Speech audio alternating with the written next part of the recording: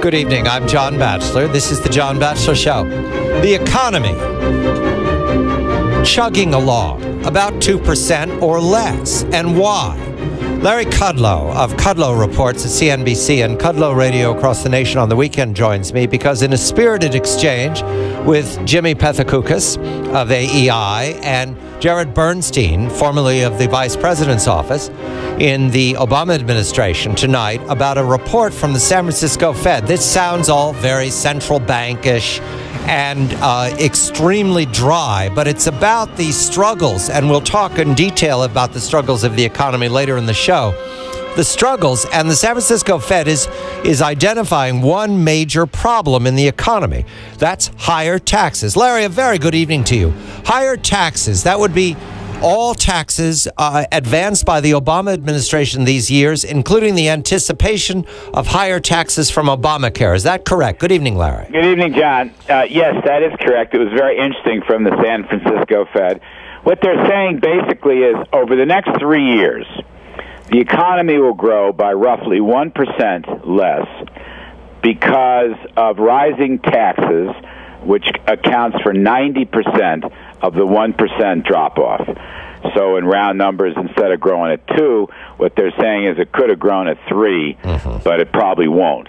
And they fingered, it was interesting, they fingered particularly the tax hike of January 1st, when income taxes went up. I know it's just the top brackets, but, you know, those are the economic activists, the most likely to invest. Capital gains went up, dividends went up. They also mentioned health care taxes. That's Obamacare. And beginning next year, we're going to have another large tax hike where capital gains goes up and dividends go up by about 4 percentage points, 3.8%. The payroll tax is going to go up by a percentage point. And there'll be a lot of other incidental taxes related to Obamacare, not to speak of the tax penalty for those who won't go in. So they're saying that. And they also mentioned the payroll tax went up this year. But they really were talking about the next 3 years. And it's a plausible scenario. Look, I'm a supply-sider.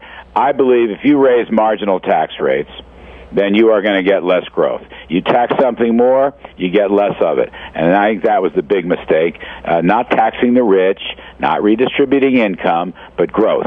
And the Obama administration doesn't understand growth. They've never understood it, and they never will understand it. The president doesn't believe in it. He hasn't the foggiest idea how to get it. And we've got a tax burden, and we also have a regulatory burden, primarily from Obamacare. I had 2 small business owners on the show tonight, and they both said the same exact thing, that Obamacare is a big problem for their businesses starting next year. I want to look at raising taxes and slowing the GDP growth. You have said it. A number of very strong voices over these last 4 years have said it. Mr. Bernstein, listen to you and Mr. Pethokoukis say it again. I didn't hear him say no.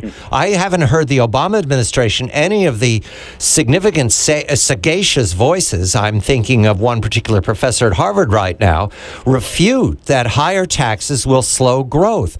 If they don't refute it, Larry, that means their policy is to slow growth. They believe that slower growth is better for the country.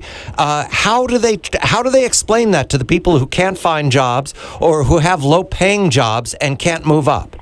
What they would say is that they raise taxes on the rich. Right. And that doesn't count. That's basically what they would say. It doesn't count, but those are no effect on that's the money that goes into the growth of the businesses that does the hiring. Of course. Those are the small business owners. Those are the entrepreneurs. And nobody's refuting that. Mr. Bernstein didn't say no. That's been proven wrong. He didn't, but I'm just saying Team Obama would say it's not going to matter because those people can afford to pay higher taxes. They don't believe in the incentive model of growth. What they would say, though, is that the budget-cutting sequester is a terrible idea, and because the government spends less, the economy will do worse. See, they have the story in reverse. My view is when the government spends less, the private sector is bigger, the economy does better. And if you lower marginal tax rates, for example, tax reform, right? We need supply-side tax reform.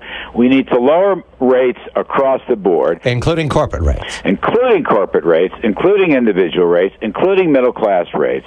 And that will do two things, John. One is it will create new incentives to grow the economy. And two, it will limit the power of the corrupt IRS. Let's not forget that piece. Right. Get rid of these deductions and exemptions that give these little IRS weenies all this political corrupt power to make decisions against conservatives that they shouldn't be making. It's time for tax reform. That's what it is. And there are three eras in the United States where we tried pro-growth tax reform. The 20s, under Calvin Coolidge and Andrew Mellon. The 60s, under Democrat John F. Kennedy. Right, worked very well. And then in the 80s, really carrying over through the 90s under Ronald Reagan. Those were the three great growth periods. Between 1960 and 1964, 25% in 3 or 4 years, Larry. Astonishing growth rate with a low with Mr. Kennedy reducing taxes.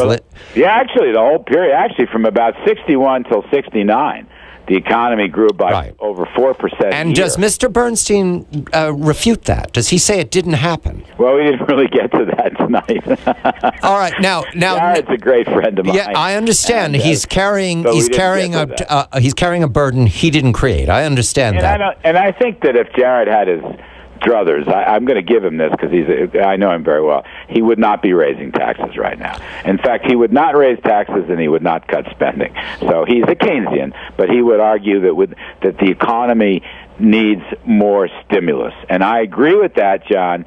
I just happen to disagree with the methodology. But I also think it would be a very large mistake if the Federal Reserve cut back on its bond purchases. I think that and that's what's happening in the suggestion in the markets now. Yes. That's what you've explained to me is this so-called taper. Everybody's backing off from the world bond markets and stock markets because of the fear of Mr. Bernanke? Yeah, and commodities. Commodities are going down, gold's going down. So we have a double whammy. This guy, John Paulson, this great hedge fund guy who runs a gold fund, is off 54% year to date. So we have higher taxes, which drag the U.S. GDP, and we have a worldwide market fear of the Fed and other central bankers raising rates. Well, not so much raising rates, but slowing down money creation so that the Fed will buy fewer bonds and inject fewer reserves. In other words, slowing down the QE, which is a form of... And they need, I mean, you can't grow the economy. Right now, the money supply,